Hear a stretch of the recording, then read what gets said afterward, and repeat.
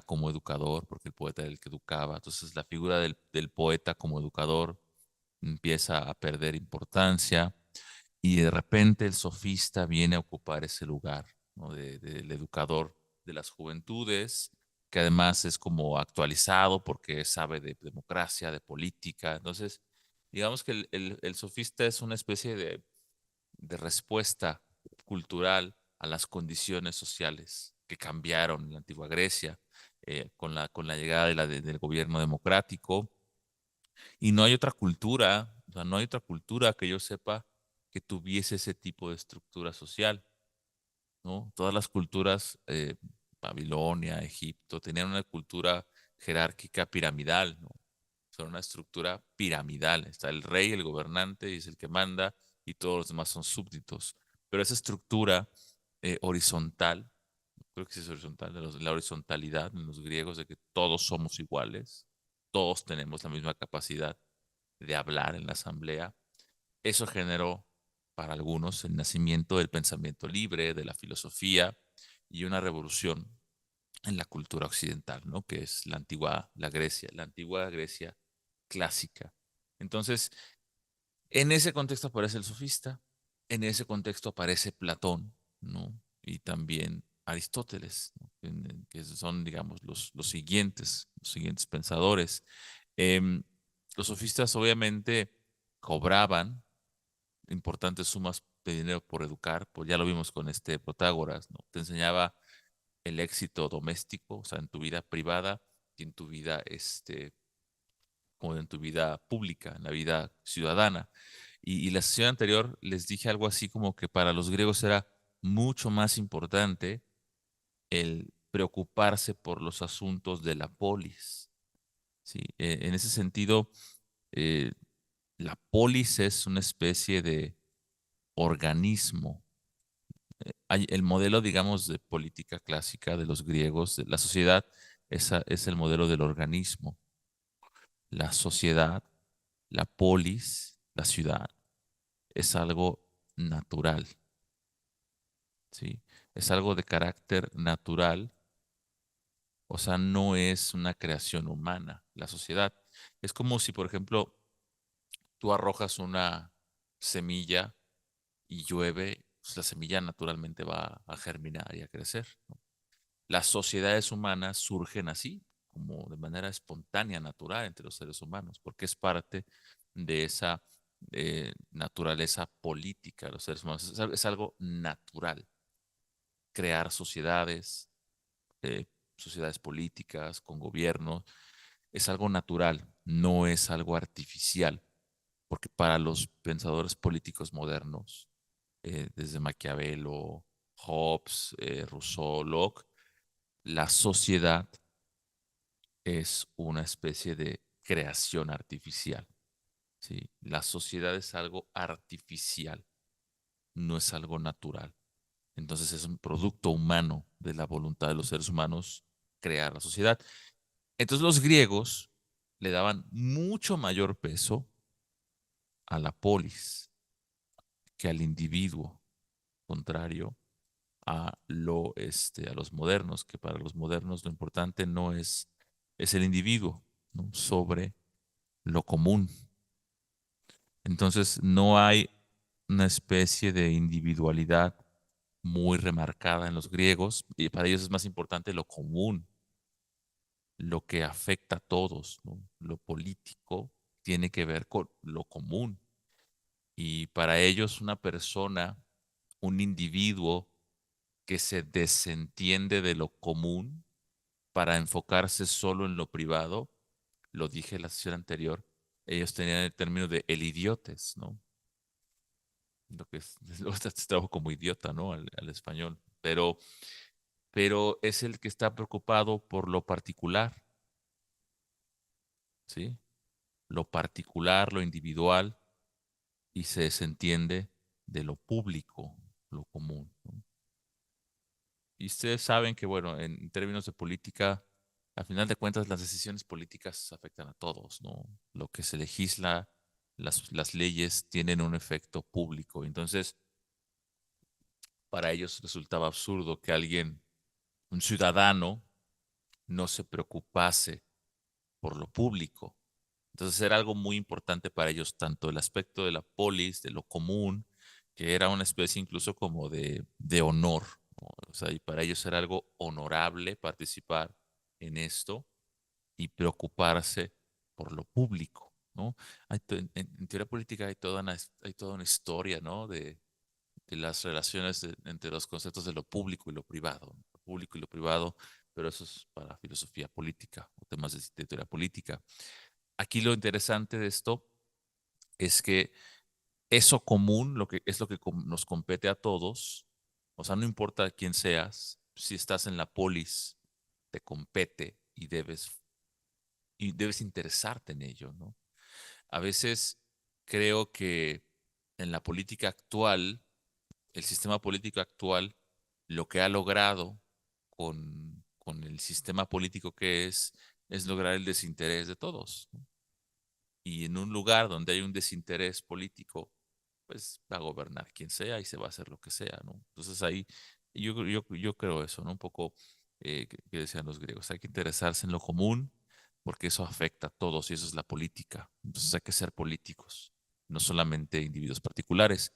Pero como se dan cuenta, el interés de las juventudes en Atenas con esta apertura política democrática era, pues yo quiero ser político, yo quiero, o sea, más allá de ser un alto honor, formar parte en los asuntos de la polis, tomar parte, representaba también oportunidades políticas, ¿sí? Porque también está ese aspecto como particular en los individuos, pero adornado con esto de lo público, ¿no? Del honor de participar. Entonces, más allá de que era un honor, se buscaba escalar en términos políticos, se buscaba sobresalir, ¿no? Se ha hablado mucho, hay una expresión que, que se utiliza, ¿no? Para hablar de esto del agón griego, el agón, ¿no? Que es algo así como de agonizar, ¿no? Pero no tiene un sentido, no tiene ese sentido originario, ¿no? Cuando se habla del que los griegos tenían una política agonística, se habla, porque ese término de agón lo que significa es competencia, ¿no? Como una especie de competencia de a ver quién gana, ¿no? El agón es una competencia. Entonces es una política de carácter competitivo, ¿no? Que eso sería una manera de traducirlo agonístico. ¿Y qué quiere decir esto? Que va a ganar, que la política es un aspecto de competición, ¿no? Y la arete todavía mantiene ese aspecto competitivo. Entonces es discusión, hay que discutir y hay que argumentar y el diálogo es una especie de competencia. Sí, hay quien da los mejores argumentos, quien convence al otro con mejores argumentos es el ganador del diálogo. Entonces, no por nada Platón también escribió diálogos, ¿no? Entonces, el diálogo es algo que está presente en la cultura griega. Entonces, la filosofía también nace como diálogo con Platón. O sea, Platón es el primero que dice, yo lo que hago es filosofía. Esto es la filosofía. Porque los presocráticos se hacían preguntas, ¿no? Sobre el ser, sobre el ser, lo que son las cosas, pero no había una especie de conciencia clara de que esto es filosofía y no es física y no es matemática y no es política, o al menos lo que yo hago, filosofía engloba todo. O sea, hay una conciencia en Platón de eso y por eso Platón escribe diálogos. La filosofía es diálogo, manifiestamente.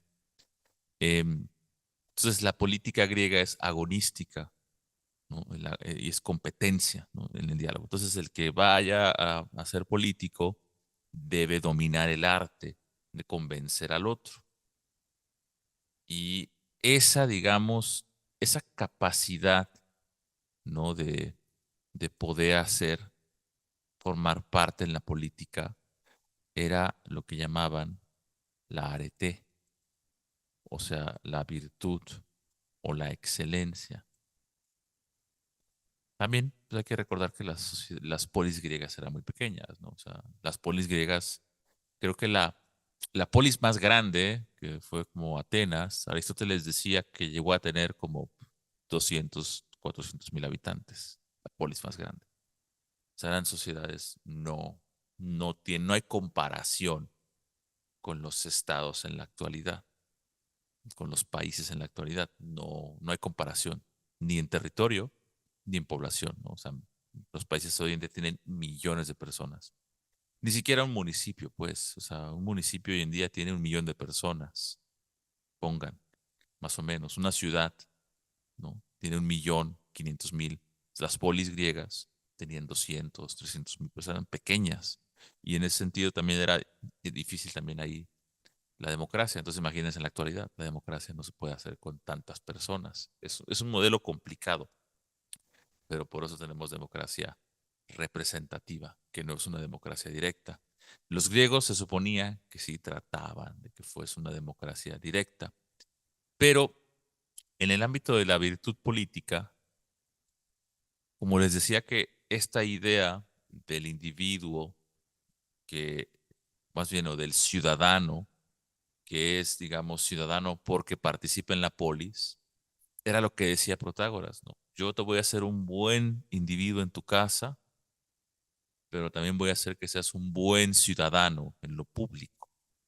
Y en lo público, ser un buen ciudadano significa tomar parte en los asuntos de la polis y participar en la asamblea. Y eso implicaba generar esa virtud.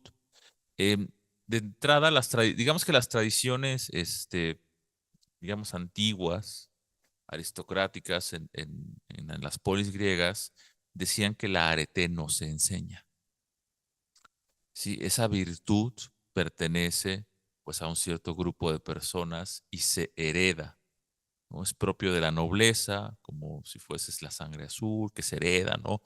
Y, y a veces diríamos que esa es la concepción tradicional, ¿no? De la arete. La arete se hereda de padres a hijos, ¿no?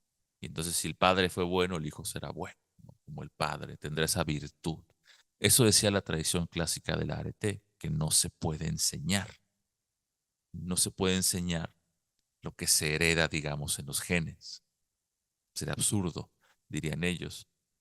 En el Protágoras igual, donde se hace esta pregunta de si se puede enseñar la virtud, para que vean cómo, pues, el mismo Platón está en este contexto. O sea, ese es el contexto de discusión de Platón, el contexto ateniense clásico, ¿no? La virtud se puede enseñar, no se puede enseñar. Y Platón hace que Sócrates le pregunte a Protágoras, ¿por qué si Pericles tenía virtud, sus hijos no la heredaron? Algo así le pregunta Sócrates a Protágoras, ¿no? Y Protágoras, pues es un sofista que tiene que defender que la arete se puede enseñar, ¿sí? Entonces, el diálogo del Protágoras es curioso, espero que lo puedan leer, porque al principio el diálogo comienza con una posición, con esta posición. Sócrates dice, la arete no se puede enseñar. Protágoras dice, sí se puede enseñar. Y con todo el diálogo, como se va desarrollando, hacia el final, Sócrates dice, la arete sí se puede enseñar, y Protágoras empieza como a dudar de que se puede enseñar la arete. Entonces así van cambiando los diálogos. Pero en términos generales, cuando la democracia se establece en la antigua Grecia, lo que sucede es que se piensa que sí se puede enseñar, porque todos son capaces de aprenderla, ¿sí? Pero el problema es que la educación sofista, o sea, la educación de los sofistas, está, digamos, dada de manera individualista. Y los demócratas griegos dirían que la arete se aprende en el seno de la comunidad. O sea, no te la va a enseñar a alguien particular, se aprende en la comunidad, en el diálogo. Entonces ahí está, digamos, por eso decían, la verdadera educadora es la comunidad, su institución y las leyes, ¿no? Entonces, para quienes piensan que los griegos o las culturas antiguas eran primitivas, eso de primitivo suena muy extraño, ¿no? De repente, ¿no? No están en el bosque, como arriba de los árboles, o sea, son culturas ya con, política, religión, leyes, instituciones sociales, o sea, son culturas ya muy complejas, creo. No, lo de primitivo siempre, cuando la gente dice que el hombre primitivo, yo me imagino que pues, son todavía neandertales, ¿no? Que viven dentro de una caverna, ¿no? Y salen a cazar y se esconden, ¿no? En la caverna, cosas así. Pero cuando hablamos de estas culturas antiguas, Grecia, Babilonia, Egipto, estamos hablando de estructuras que yo lo diría, o sea, son tan complejas esas culturas como las sociedades hoy en día. O sea, tienen su complejidad enorme, ¿no? Había problemas económicos, había problemas de guerra con otras polis, o sea, problemas de lo que llamamos hoy política internacional, ¿no? También había política internacional, ¿no? La guerra entre Esparta y Atenas, las alianzas entre las polis, o sea, no hay que, no hay que decir que son culturas primitivas, ¿no? De hecho, decir que son culturas es que ya hay toda una esfera de creación en instituciones y de un idioma, filosofía, ciencia tenían, medicina, o sea, es una cosa impresionante. Entonces los sofistas se vuelven los educadores de la comunidad y aquellos a los que los jóvenes van y quieren aprender con ellos, ¿no? Pues son como celebridades, lo pondría yo. Son una especie de celebridad que va por las polis y la gente digamos, los abarrotaba, se acercaba a ellos, ¿no? Y querían que los enseñaran. Y digamos que estos son algunos de los más importantes. Protágoras de Abdera, que es uno de los que Platón respeta bastante. Gorgias de Leontinos, que también Platón tiene un respeto por estos dos. Hipias no lo respeta. Pródico de Zeus. Trasímaco de Calcedón, que aparece, si no mal recuerdo, en la República, el libro uno. Y Critias también, que es, digamos, un tío de Platón. Critias es tío de Platón. Y también tiene un diálogo Platón que se llama el Critias, de vejez. Pero entonces ustedes ven toda la filosofía platónica y socrática se puede entender mejor cuando se entiende contra quién está.